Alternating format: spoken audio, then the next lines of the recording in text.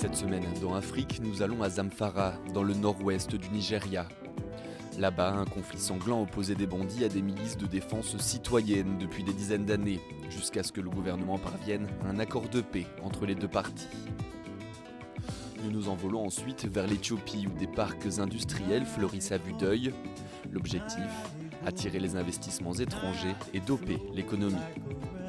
Mais tout de suite, les titres de l'actualité.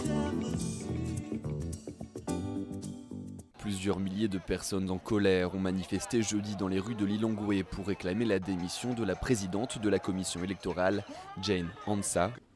Ils lui reprochent la mauvaise gestion des élections de mai dernier. Une révolte qui pousse le Parlement à examiner les compétences de la commission électorale. Le comité des nominations publiques est chargé d'examiner le savoir-faire et la conduite des fonctionnaires. Ils examineront individuellement la conduite des commissaires et rendront un verdict.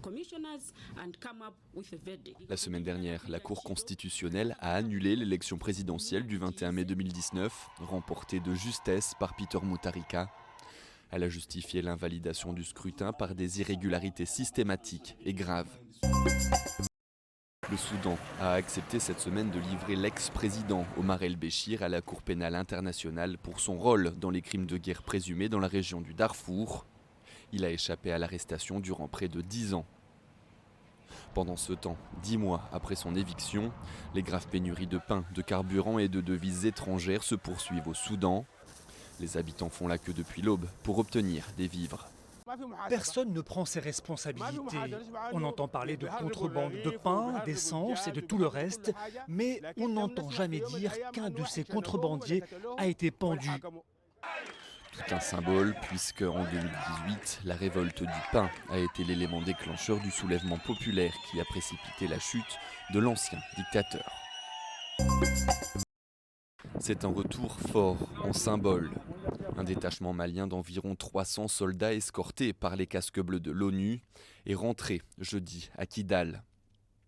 Une ville privée de présence étatique depuis près de 6 ans. Pour le moment, par la grâce de Dieu, ça se passe très bien, dans la règle de l'art. Ce retour marque une victoire symbolique pour l'État malien qui s'emploie à restaurer son autorité dans le nord.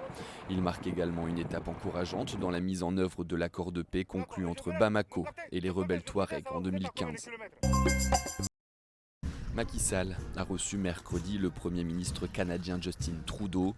Les deux dirigeants ont abordé la question des droits de l'homme et de l'homosexualité, sujet sensible dans le pays. Pour le président sénégalais Macky Sall, interdire l'homosexualité n'a rien à voir avec l'homophobie. On ne peut pas non plus demander au Sénégal de dire demain on légalise l'homosexualité et demain c'est les gays parades, etc. Ça, c'est pas possible parce que notre société ne l'accepte pas. Mais la société, elle va évoluer, ça prendra le temps que ça prendra. Je crois que même dans les pays du Nord, ce débat n'est pas totalement épuisé. Plus de la moitié des pays d'Afrique subsaharienne, soit 28 sur 49, disposent de législations interdisant ou réprimant l'homosexualité, parfois passible de la peine de mort.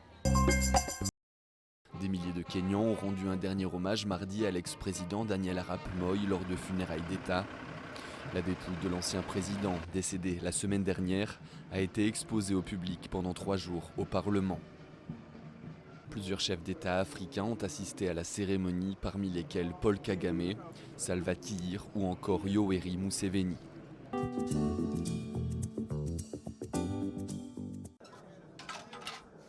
Une montagne d'armes et de gris-gris, témoignage de la violence d'un conflit qui dure depuis des années. Aujourd'hui, ces milices citoyennes ont accepté de cesser la lutte armée contre ceux que les médias locaux surnomment les bandits. En échange, le gouvernement local leur promet un emploi et distribue un peu d'argent liquide. On a dû donner nos armes. On ne doit pas tuer les peuples ou qui que ce soit. Nous devons arrêter ça et nous l'acceptons. Aujourd'hui, je peux conduire ma moto partout et je n'ai plus peur. Je sais qu'il n'y aura pas de bandits sur mon chemin. Nous avons la paix dans l'état de Zamfara grâce à cette amnistie. Il y a quelques mois, Hassan était un homme recherché. Il était l'un de ces bandits dont le simple nom fait frémir les habitants de la région. Il y a 8 ans, il a été pris dans la spirale de la violence.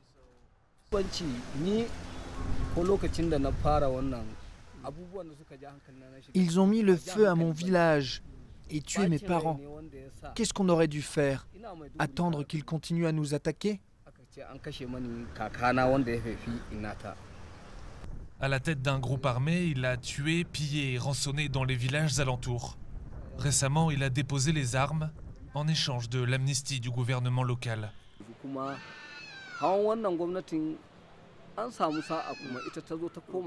Avant, vous ne m'auriez jamais vu ici. Je vivais dans la brousse avec mes hommes. Aujourd'hui, les différentes communautés cohabitent et je peux me déplacer librement.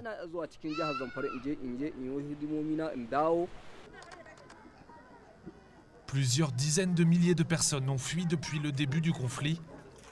En attendant de pouvoir regagner leur village, ils viennent grossir les camps de déplacés de la région.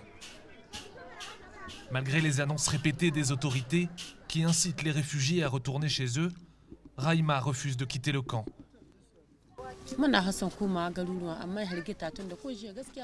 J'aime mon village, mais à cause de ces bandits, je ne pourrai jamais rentrer chez moi. Même s'ils ont déserté les grandes villes, ils sont toujours dans la brousse. Ils nous terrorisent.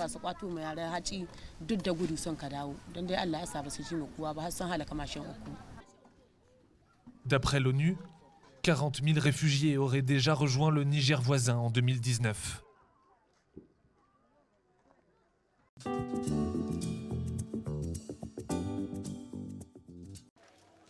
Zemen Zerioun pensait avoir décroché le travail de ses rêves quand il a été embauché dans une entreprise de textile du parc industriel de Hawassa. Mais très vite, il a déchanté et démissionné au bout de quelques mois. C'était très difficile. J'ai beaucoup souffert dans cette entreprise. On nous faisait travailler pendant de longues heures pour un salaire ridicule. C'était épuisant. Ici, les ouvriers reçoivent environ 23 € par mois. Ce sont les employés de textile les plus mal payés au monde. Comme Zemen, ils sont des milliers à démissionner chaque année. À Hawassa, le taux de renouvellement du personnel avoisinait les 100% en 2017-2018, selon une étude du Centre Stern basé à New York. L'Éthiopie est devenue la nouvelle destination pour toutes les marques internationales de vêtements en quête d'une main-d'œuvre toujours moins chère. Le gouvernement voit ces projets comme un moteur de croissance important, et ça marche, les investissements étrangers sont 4 fois plus élevés qu'il y a 5 ans. Une raison suffisante pour balayer la colère qui gronde parmi les employés. Si les salaires sont élevés et que les investissements n'arrivent pas, il n'y aura pas de création d'emplois. Côté patron, cette nouvelle stratégie gouvernementale est inespérée. C'est du jamais vu. Un tel soutien du gouvernement, ça n'existe nulle part ailleurs. Beaucoup de ces travailleurs viennent de milieux ruraux et n'ont pas la culture d'entreprise. Si l'Éthiopie garantit la liberté d'association, la notion de syndicalisation est très mal connue. Pourtant, les choses bougent. Les premiers groupes de travail pour la création de groupements ouvriers voient le jour. Dans le futur proche, d'ici 2-3 mois, nous aurons mis en place des syndicats dans les parcs industriels. Mais la syndicalisation prendra du temps et les usines ne manquent pas de remplaçants pour les employés qui démissionnent. Chaque semaine, des dizaines de personnes font la queue pour être recrutées.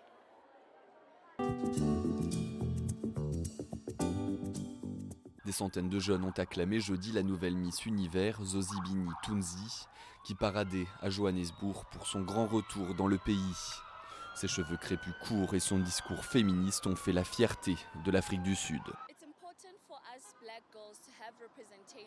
C'est important pour nous, les filles noires, d'avoir une représentation de notre identité. Et surtout pour moi, je suis au naturel, je suis une fille noire. Je suis donc fière de voir une Miss Univers au naturel. La Sud-Africaine de 26 ans se présente également comme une défenseure de la cause des femmes. C'est tout pour cette édition d'Afrique. Rendez-vous la semaine prochaine.